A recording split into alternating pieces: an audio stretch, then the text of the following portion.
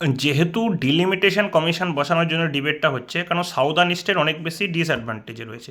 কারণ ওরা কন্ট্রোল করেছে পপুলেশনটা, ওরা ইকোনমিক ডেভেলপমেন্টের জন্য অনেক বেশি পে করতে হয় ওদেরকে, ট্যাক্স বার্ডেন নর্দার্ন স্টেটে যারা ট্যাক্স বার্ডেন, সাউদার্ন স্টেট এমনিতেই পে করতে হয়। তারপরে এখন বেশি যে রাজ্যভাষাকে রাষ্ট্রভাষা করার জন্য হিন্দির যে একটা ইম্পোজিশন, মানে হিন্দিকে করা, মানে বেশিরভাগ পপুলেশনই হিন্দি কথা বলে, ওরা সেটা মানতে পারে না।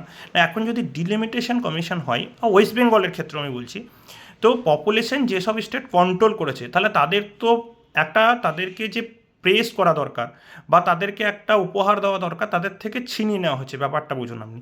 কারণ যদি এখন সে ওয়েস্ট বেঙ্গল, ইউপি, তো ইউপির পপুলেশন যেরকম বেড়েছে, সিটটাও সেরকমভাবে বেড়ে যাবে ওদের, যদি একই পপুলেশন হয়। মানে ধরুন 10 লাখ সিট, 10 লাখ সিটের জন্য একটা এমপি। সো ইউপির ধরুন লাস্টের পপুলেশন বেড়েছে 50 লাখ, তাহলে কটা সিট বাড়লো? 5টা। তামিলনাড়ু পপুলেশনটা কন্ট্রোল করেছে, তামিলনাড়ু একটাও সিট পেলো না, তাহলে ডেভেলপ করার জন্য আপনাকে ডিসঅ্যাডভান্টেজ পেতে হচ্ছে।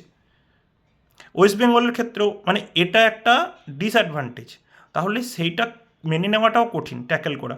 কিন্তু এখন সলিউশন কী? সলিউশন পাওয়াও খুব মুশকিল।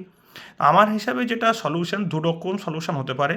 একটা হচ্ছে যে কনসেন্স, একটা মিডিল পাথ, সবারই কথা বলে একটা মিডিল পাথ, এরকম কি একটা পেনাল্টি, যারা পপুলেশন কন্ট্রোল করতে পারেন তাদেরকে একটা পেনাল্টি দিতে হবে, এরকম মানে কিছু, যতটা সিট বাড়বে ততটা বাড়বে না, এরকম কিছু একটা।